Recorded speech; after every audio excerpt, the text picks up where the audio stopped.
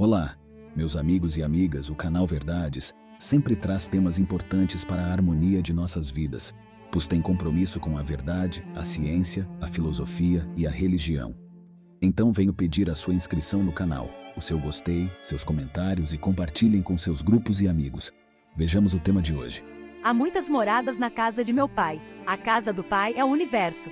As diferentes moradas são os mundos que circulam no espaço infinito e oferecem, aos espíritos que neles encarnam, moradas correspondentes ao adiantamento dos mesmos espíritos. Independente da diversidade dos mundos, essas palavras de Jesus também podem referir-se ao estado venturoso ou desgraçado do espírito na erraticidade. Conforme se ache este mais ou menos depurado e desprendido dos laços materiais, variarão, ao infinito meio em que ele se encontre, o aspecto das coisas, as sensações que experimente e as percepções que tenha. Enquanto uns não se podem afastar da esfera onde viveram, outros se elevam e percorrem o espaço e os mundos, enquanto alguns espíritos culpados erram nas trevas. Os bem-aventurados gozam de resplendente claridade e do espetáculo sublime do infinito, finalmente, enquanto o mal, atormentado de remorsos e pesares, muitas vezes insulado sem consolação, separado dos que constituíam objeto de suas afeições, pena sob o guante dos sofrimentos morais, o justo, em convívio com aqueles a quem ama frui as delícias de uma felicidade indizível. Também nisso, portanto, há muitas moradas, embora não circunscritas nem localizadas. Os espíritos que encarnam em um mundo não se acham a ele presos indefinidamente, nem nele atravessam todas as fases do progresso que lhes cumpre realizar, para atingir a perfeição. Quando em um mundo eles alcançam o grau de adiantamento que esse mundo comporta, passam para outro mais adiantado, e assim por diante, até que cheguem ao estado de puros espíritos. São outras tantas estações, em cada uma das quais se lhes deparam elementos de progresso apropriados ao adiantamento que já conquistaram. É-lhes uma recompensa subirem a um mundo de ordem mais elevada, como é um castigo o prolongarem a sua permanência em um mundo desgraçado, ou serem relegados para outro ainda mais infeliz do que aquele a que se veem impedidos de voltar quando se obstinaram no mal. Destinação da Terra. Causas das misérias humanas. Muitos se admiram de que na Terra haja tanta maldade e tantas paixões grosseiras, tantas misérias e enfermidades de toda a natureza, e daí concluem que a espécie humana bem triste coisa é. Provém esse juízo do acanhado ponto de vista em que se colocam os que o emitem e que lhes dá uma falsa ideia do conjunto. Deve-se considerar que na Terra não está a humanidade toda, mas apenas uma pequena fração da humanidade. Com efeito, a espécie humana abrange todos os seres dotados de razão que povoam os inúmeros orbes do universo. Ora, que é a população da Terra, comparada com a população total desses mundos? Muito menos que a de uma aldeia em confronto com a de um grande império. A situação material e moral da humanidade terrena nada tem que espante, desde que se leve em conta a destinação da Terra e a natureza dos que a habitam.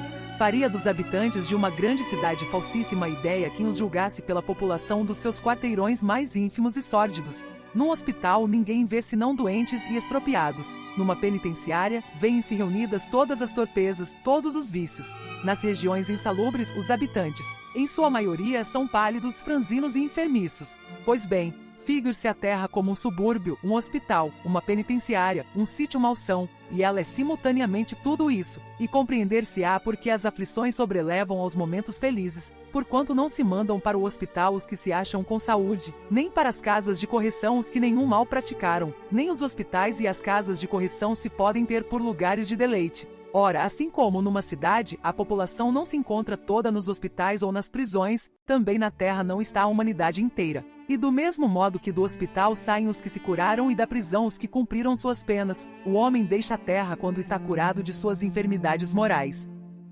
Mundos de expiações e de provas. Que vos direi dos mundos de expiações que já não saibais, pois basta observeis o em que habitais? A superioridade da inteligência, em grande número dos seus habitantes, indica que a Terra não é um mundo primitivo, destinado à encarnação dos espíritos que acabaram de serem criados por Deus.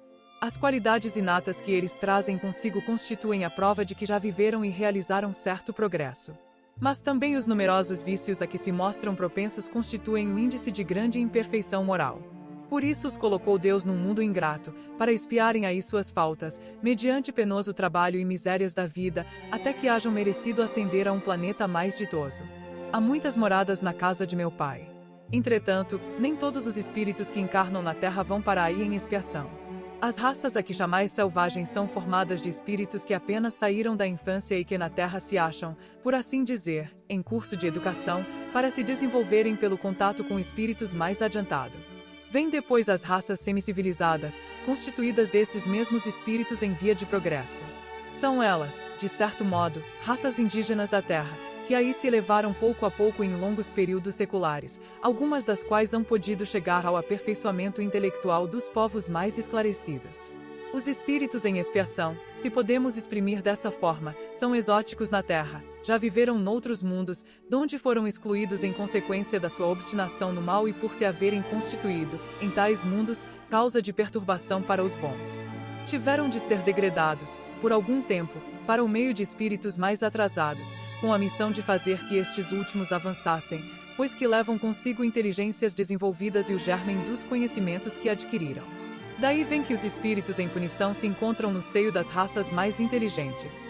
Por isso mesmo, para essas raças é que de mais amargor se revestem os infortúnios da vida. É que há nelas mais sensibilidade, sendo, portanto, mais provadas pelas contrariedades e desgostos do que as raças primitivas, cujo senso moral se acha mais embotado. A Terra, conseguintemente, oferece um dos tipos de mundos expiatórios, cuja variedade é infinita, mas revelando todos, como caráter comum, o servirem de lugar de exílio para espíritos rebeldes à lei de Deus. Esses espíritos têm aí de lutar, ao mesmo tempo, com a perversidade dos homens e com a inclemência da natureza, duplo e árduo trabalho que simultaneamente desenvolve as qualidades do coração e as da inteligência. É assim que Deus, em sua bondade, faz que o próprio castigo redunde em proveito do progresso do espírito. Santo Agostinho. Entre as estrelas que cintilam na abóbada azul do firmamento, quantos mundos não haverá como o vosso, destinados pelo Senhor à expiação e à aprovação? Mas também os há, mais miseráveis e melhores, como os há de transição, que se podem denominar de regeneradores. Cada turbilhão planetário, a deslocar-se no espaço em torno de um centro comum, arrasta consigo seus mundos primitivos, de exílio, de provas, de regeneração e de felicidade. Já se vos há falado de mundos onde a alma recém-nascida é colocada, quando ainda ignorante do bem e do mal, mas com a possibilidade de caminhar para Deus, senhora de si mesma, na posse do livre-arbítrio. Já também se vos revelou de que amplas faculdades é dotada a alma para praticar o bem. Mas, há as que sucumbem, e Deus, que não as quer aniquiladas, lhes permite irem para esses mundos onde, de encarnação em encarnação, elas se depuram, regeneram e voltam dignas da glória que lhes fora destinada. Os mundos regeneradores servem de transição entre os mundos de expiação e os mundos felizes. A alma penitente encontra neles a calma e o repouso e acaba por depurar-se. Sem dúvida, em tais mundos o homem ainda se acha sujeito às leis que regem a matéria, a humanidade experimenta as vossas sensações e desejos, mas liberta das paixões desordenadas de que sois escravos, isenta do orgulho que impõe silêncio ao coração, da inveja que a tortura, do ódio que a sufoca. Em todas as frontes, vê-se escrita a palavra amor. Perfeita equidade preside às relações sociais, todos reconhecem Deus e tentam caminhar para Ele, cumprindo-lhe as leis. Nesses mundos, todavia, ainda não existe a felicidade perfeita, mas a aurora da felicidade. O homem lá é ainda de carne, por isso, sujeito às vicissitudes de que libertos só se acham os seres completamente desmaterializados. Ainda tem de suportar provas, porém, sem as pungentes angústias da expiação. Comparados à terra, esses mundos são bastante ditosos e muitos dentre vós se alegrariam de habitá-los, pois que eles representam a calma após a tempestade, a convalescença após a moléstia cruel. Contudo, menos absorvido pelas coisas materiais, o homem divisa, melhor do que vós, o futuro. Compreende a existência de outros gozos prometidos pelo Senhor aos que deles se mostrem dignos, quando a morte lhes houver de novo ceifado os corpos, a fim de lhes outorgar a verdadeira vida. Então, liberta, a alma pairará acima de todos os horizontes. Não mais sentidos materiais e grosseiros, somente os sentidos de um perispírito puro e celeste, a aspirar as emanações do próprio Deus, nos aromas de amor e de caridade que do seu seio emanam. Mas, nesses mundos, ainda falível é o homem e o espírito do mal não há perdido completamente o seu império. Não avançar é recuar, e, se o homem não se houver firmado bastante na senda do bem, pode recair nos mundos de expiação, onde, então, novas e mais terríveis provas o aguardam. Contemplai, pois, à noite, a hora do repouso e da prece, a abóbada azulada, das inúmeras esferas que brilham sobre as vossas cabeças, indagai de vós mesmos quais as que conduzem a Deus e pedi-lhe que um mundo regenerador vos abra seu seio após a expiação na terra. Santo Agostinho. Progressão dos mundos. O progresso é lei da natureza. A essa lei todos os seres da criação, animados e inanimados, foram submetidos pela bondade de Deus, que quer que tudo se engrandeça e prospere. A própria destruição, que aos homens parece o termo final de todas as coisas, é apenas um meio de se chegar, pela transformação, a um estado mais perfeito, visto que tudo morre para renascer e nada sofre o aniquilamento. Ao mesmo tempo que todos os seres vivos progridem moralmente, progridem materialmente os mundos em que eles habitam. Quem pudesse acompanhar um mundo em suas diferentes fases, desde o instante em que se aglomeraram os primeiros átomos destinados a constituí-lo, vê-lo-ia a percorrer uma escala incessantemente progressiva, mas de degraus imperceptíveis para cada geração, e a oferecer aos seus habitantes uma morada cada vez mais agradável, à medida que eles próprios avançam na senda do progresso. Marcham assim, paralelamente, o progresso do homem, o dos animais, seus auxiliares, o dos vegetais e o da habitação, porquanto nada em a natureza permanece estacionário. Quão grandiosa é essa ideia e digna da majestade do Criador! Quanto, ao contrário, é mesquinha e indigna do seu poder a que concentra a sua solicitude e a sua providência no imperceptível grão de areia, que é a terra, e restringe a humanidade aos poucos homens que a habitam. Segundo aquela lei, este mundo esteve material e moralmente num estado inferior ao em que hoje se acha e se alçará sob esse duplo aspecto a um grau mais elevado. Ele é chegado a um dos seus períodos de transformação, em que, de orbe expiatório, mudar-se-á em planeta de regeneração.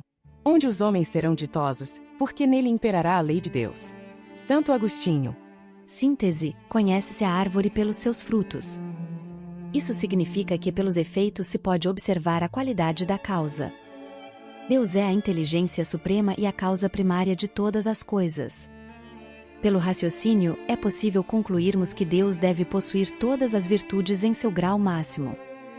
Mas, se Deus é infinitamente perfeito, por qual razão sua obra parece tão repleta de falhas? Ele criou a humanidade, mas há tanta maldade no mundo, violência, corrupção, crueldade. Haverá compatibilidade entre a perfeição divina e a aparente imperfeição de sua obra?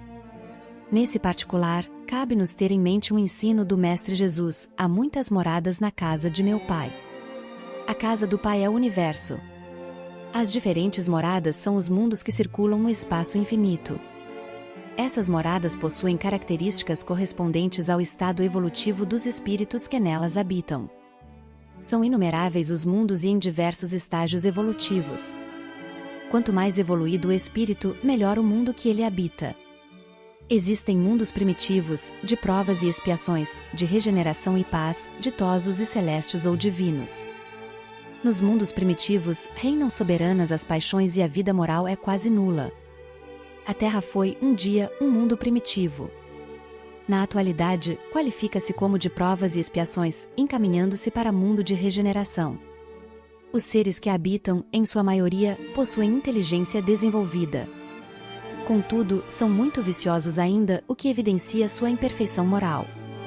Por força dos vícios de seus habitantes, na Terra, o mal predomina e as dores se avolumam. Os que vivemos neste planeta somos os responsáveis pela sua melhoria. Quando os homens de bem forem em maior número, o mundo será diferente do atual. Os mundos evoluem de um estágio a outro e os espíritos não se encontram sempre vinculados a um planeta. Isso explica por que almas nobres e generosas não são comuns em nosso meio. Quando um espírito passa a merecer paz e felicidade, ele é encaminhado a um mundo compatível. A partir daí, somente nasce em locais inferiores em missão de amor. Assim, a obra divina, que se reflete na humanidade terrena, está em processo de elaboração. Com o tempo, absolutamente todos os espíritos serão puros, em sabedoria e bondade. Mas essa pureza é fruto do esforço próprio. O convite é para que nos tornemos um fator de progresso e harmonia, apressando a transformação do nosso planeta em um mundo onde se fale mais de paz e menos de guerras. Onde se viva mais a solidariedade do que o isolamento e o egoísmo. Onde, enfim, nos vejamos todos como filhos do mesmo Pai, irmãos de uma mesma e imensa família. Louvado seja o Senhor! Se você chegou até aqui, é porque gostou do tema ou achou interessante. Então, faça a sua inscrição no canal se ainda não fez, dê o seu like ou gostei, compartilhem com sua lista e com seus grupos e amigos. Fiquem todos com Deus e sempre com Jesus na mente e no coração.